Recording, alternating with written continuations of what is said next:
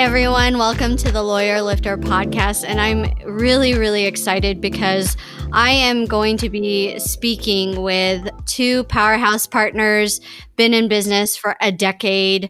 They are just killing it with two businesses under their belt, Pamela Augustus and Vivian Del Pilar of Cerritos Florists and Love and Joy. So welcome, guys. Thanks, Mel. Thanks for having us. You make us sound so much cooler than we really think we are. No. I mean, this is like very important because my law firm services so many small businesses, but what is so unique about the two of you is that you're partners, one, and to be a partner in California is it's hard because you have to have that continuous chemistry and just have such such a great working relationship. And then you two are women with your own families, with your own like unique experiences, and Hala like Filipinas too, just like me. And Viv's Vietnamese, but everyone thinks she's Filipino. But she's married to a Filipino. Therefore, therefore, she's adopted into the culture. Yeah. So what I wanted to talk about is just, okay, like Cerritos Florists and Love and Joy.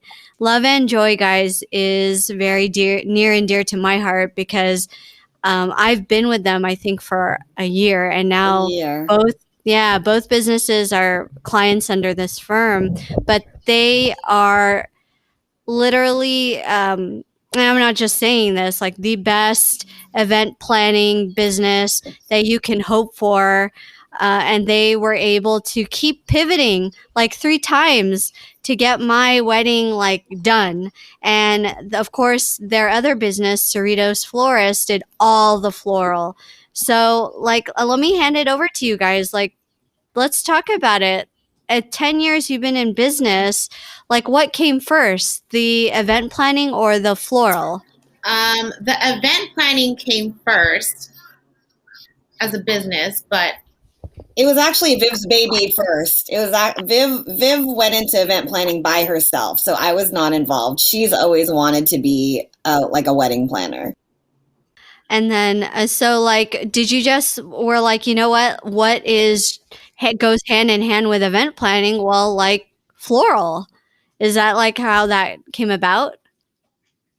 Essentially, but it wasn't that fast, right? Like we started doing weddings, over 10 years ago. And it was really, it wasn't something that we like planned to do. Viv did. Viv was like, I'm going to do weddings. Like I'm going to start my own business. I was like, that's awesome. Good for you, friend.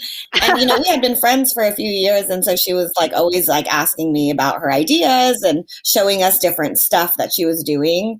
And then randomly one day she was like, hey, I have a wedding and my assistant flaked on me. Do you think you can do it with me? I'm doing flowers and planning the wedding like by myself. And I was like, my 25-year-old self was like, yeah, I could do that. Sure.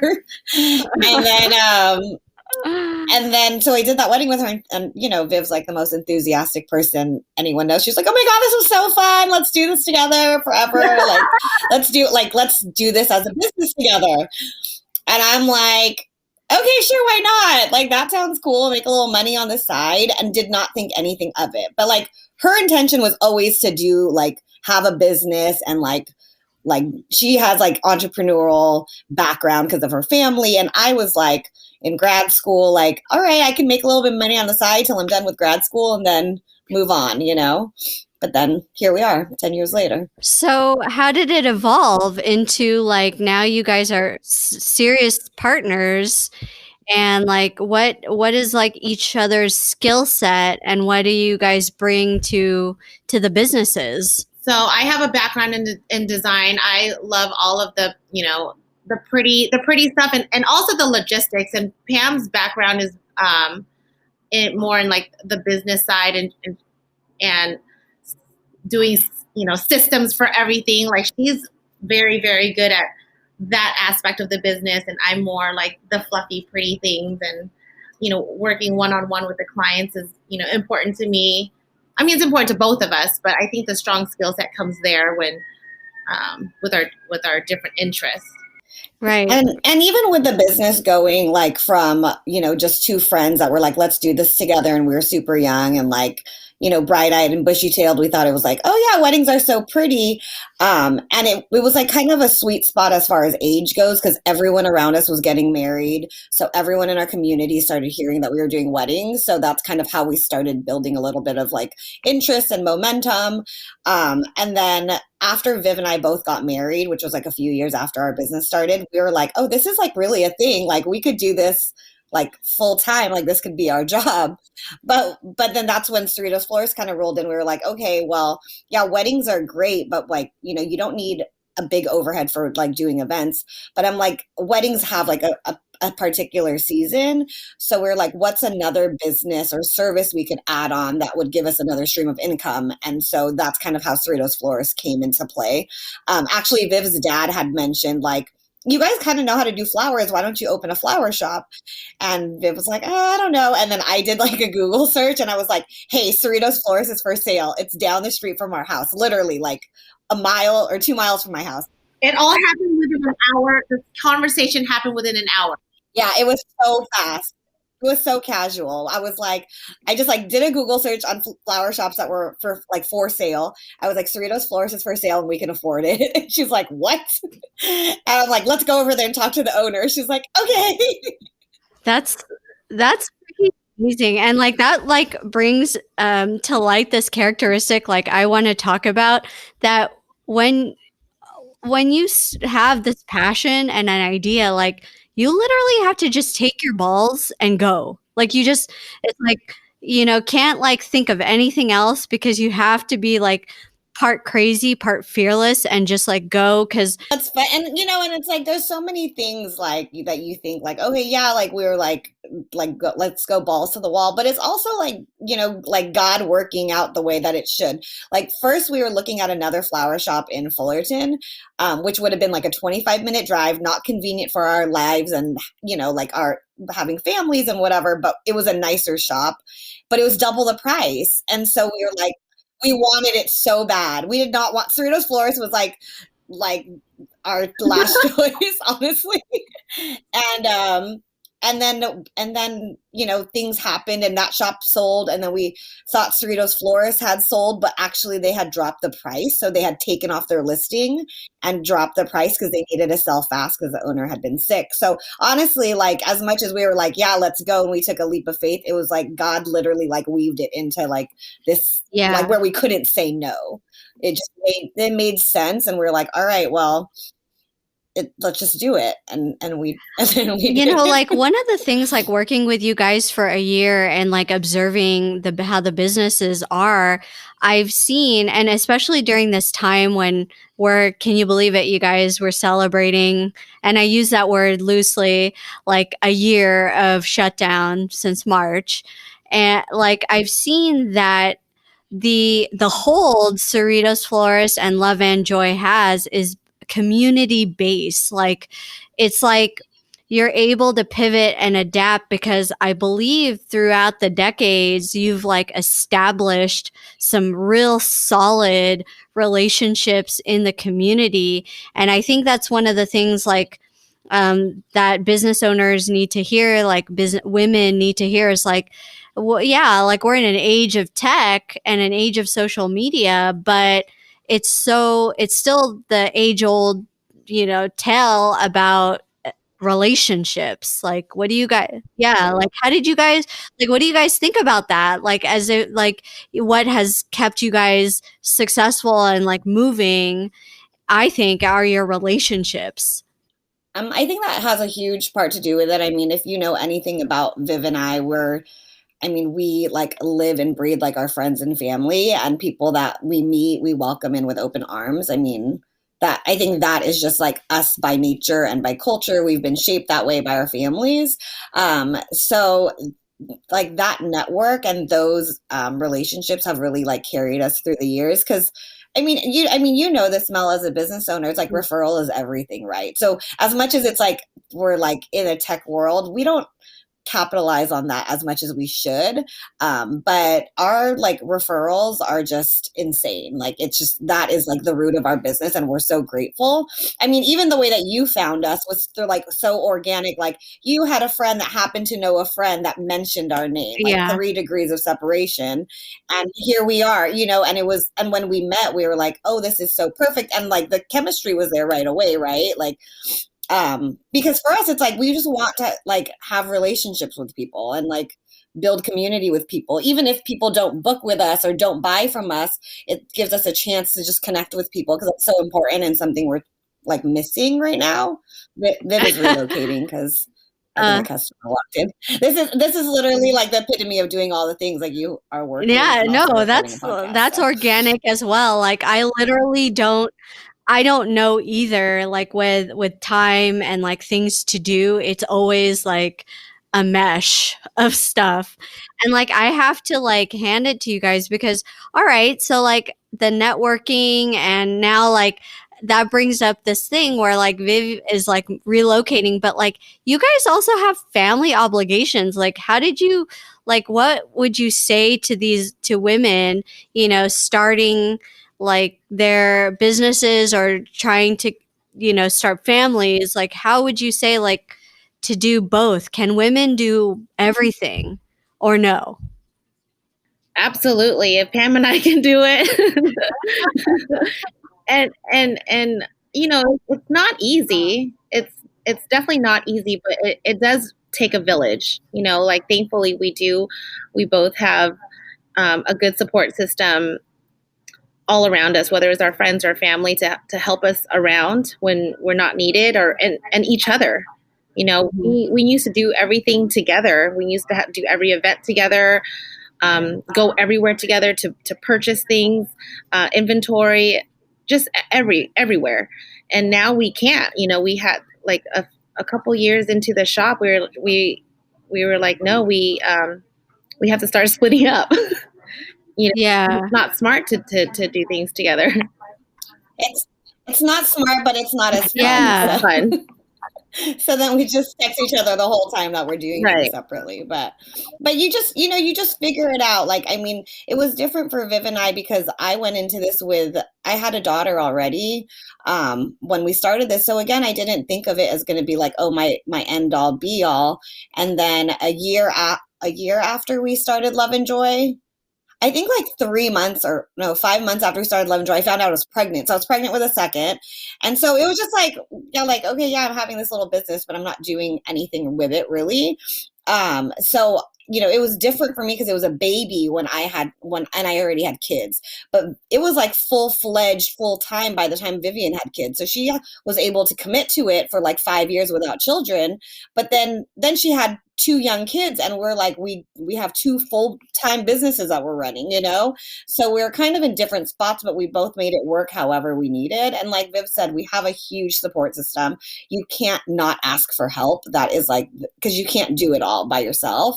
So you have to ask for help. I mean, like, I know, and especially like women, they're like, oh, I don't want to ask my husband, I don't want to ask my mom, but I have no problem asking for help. Like, no, I need you to pick the kids up, and then I need you to drop them off at so-and-so's, and then they got dance and cheer and all the things, you know? So you just do it. Since the businesses were categorized non-essential at the outstart, like how did you guys pivot? You know, like the florist situation and then like the event planning when like, you know, every like event planning and celebrations, that's like all like people. So like what was your guys' like now what? I think the first month, scared to go outside of our house, didn't know what to do, but also like freaking out, like, okay, well, how long is this going to last? So we were out just for, you know, what was it, like a couple weeks. And then, Yeah. It was like, well, yeah, it was like a month and a half before they let florists go back in. Yeah, from the shop. But with weddings, it was, I mean, obviously right away, people were rescheduling, canceling, freaking out, like, you know, and so we were doing our best to be as accommodating as we could to clients. And I think that, again, it goes back to like, you know, being respectful of our relationships with our clients. It's like it was out of their control too. So it's like we want to do as much as we can for them that like humanly possible to make this as Yeah. easy as possible, right? So with weddings, the majority of them got rescheduled out, and that was what we did like right away. Is we reached out to everyone, we reached out to venues, and we're like, look, I know everyone is dealing with the same thing, but like let's get our clients back on calendars for 2000 or for 2021.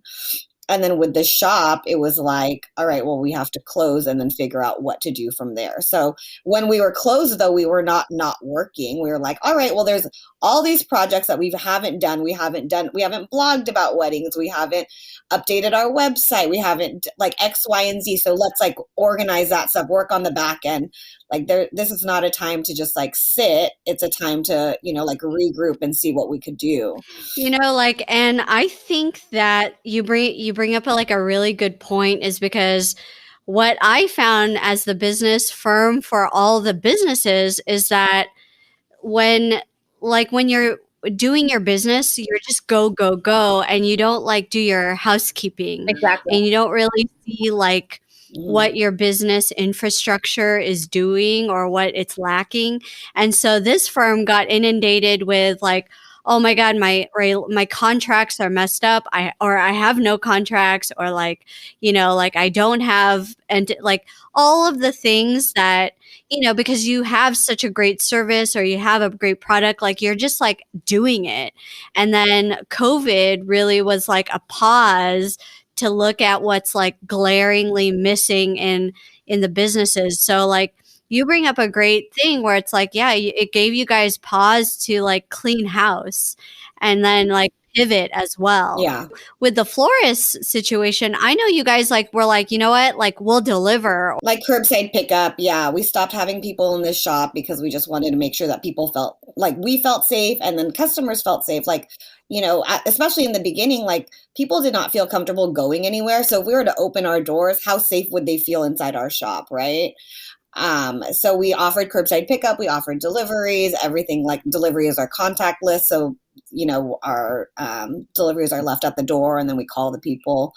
So that worked out for the shop. And actually what was nice, something that we saw over the last year is that because people can't be together, I was just, flowers do like allow them yeah, to spread I saw yeah, that. I mean, how else are you gonna tell your mama you love her, right?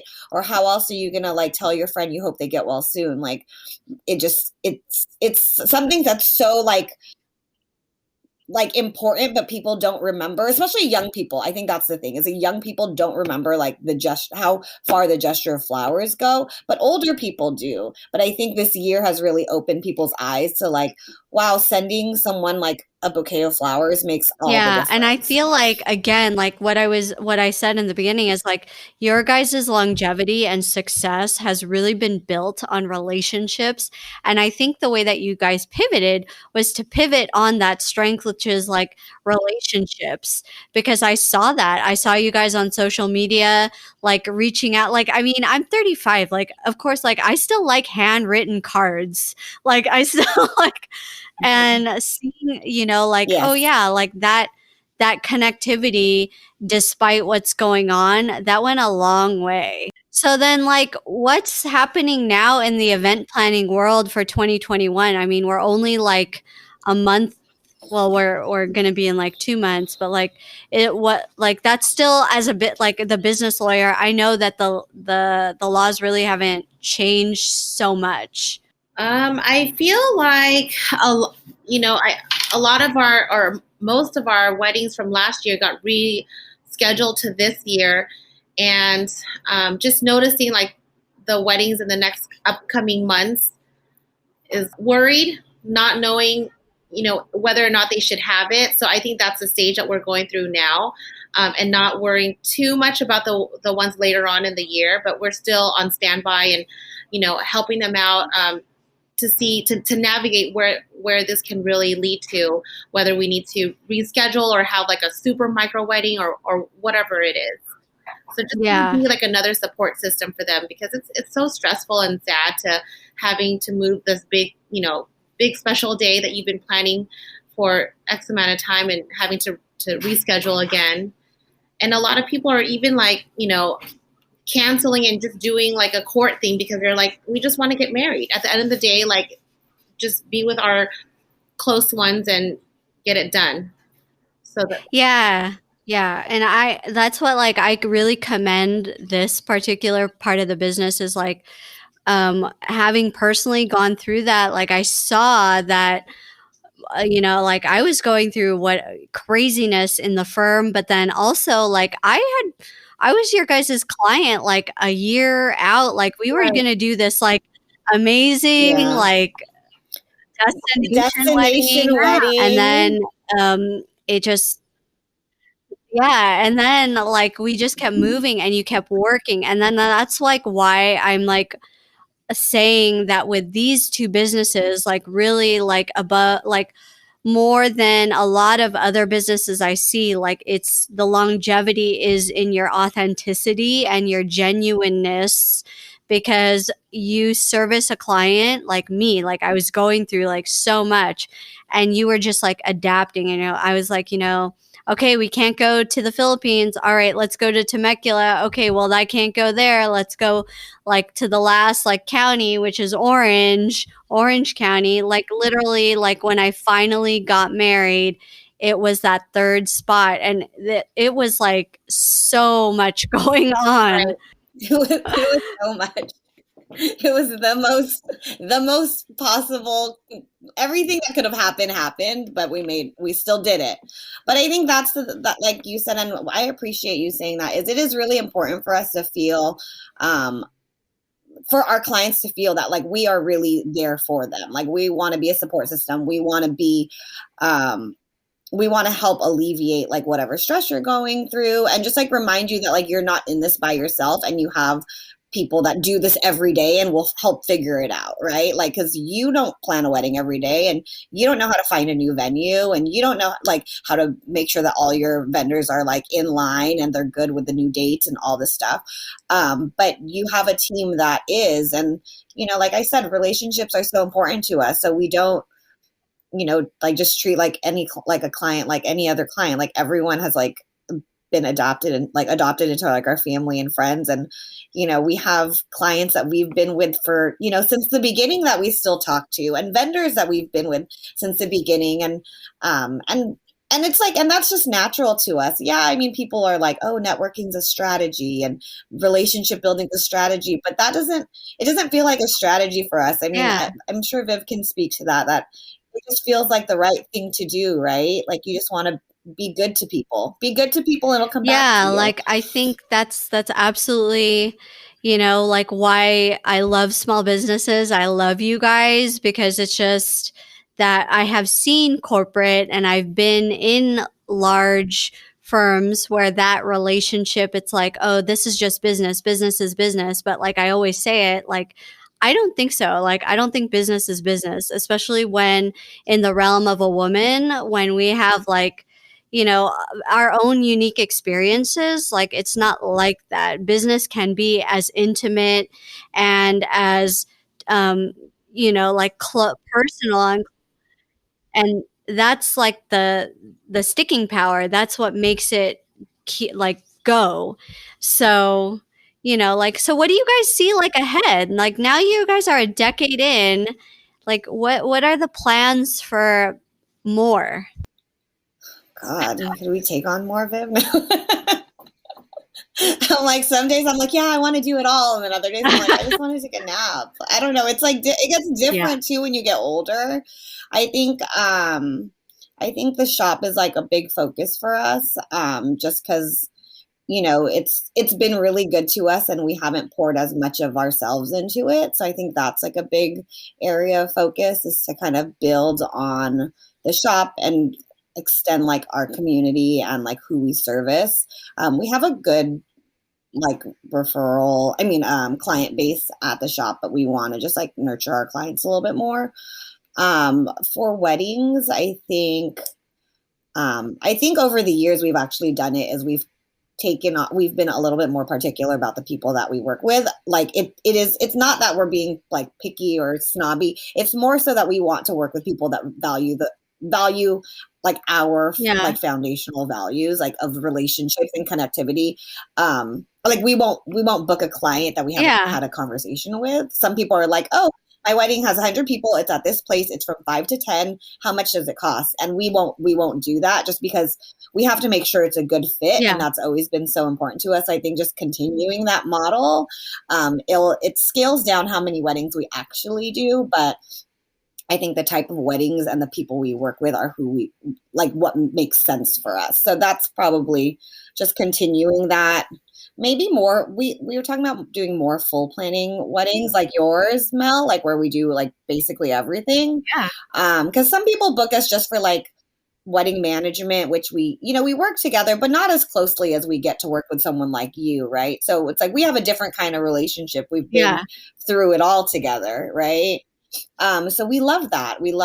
I mean, even now it's like, wow, like, yeah, we're done with your wedding, but then now we get to be your client and we just get to continue this relationship and be friends and go to spin when it opens and all the things, right? Like, but it makes it special for us. And we have other clients over the years that, still text us and call us. And I was actually going to tell Viv, one of our clients, Cheryl and Nick, they had their baby last week.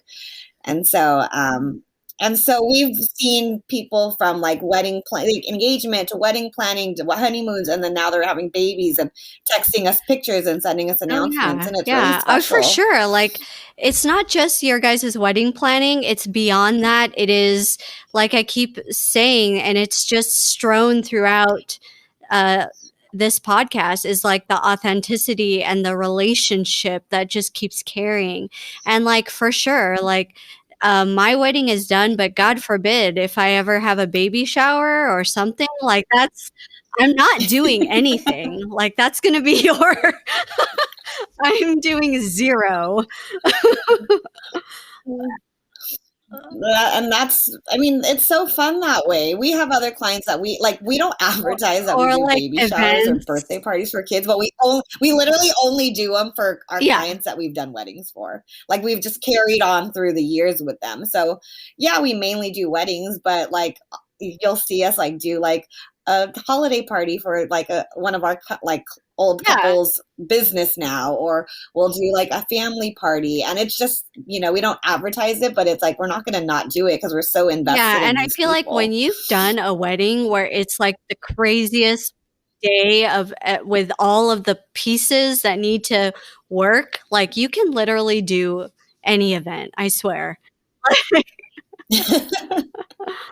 Well, thank you guys so much. It's been such a pleasure to talk to you. I've been watching you for over a year. It's literally amazing. And I, like what gets me is like you guys don't even realize what a powerhouse this is. From a legal perspective, you should be freaking proud. So Thanks, Mel.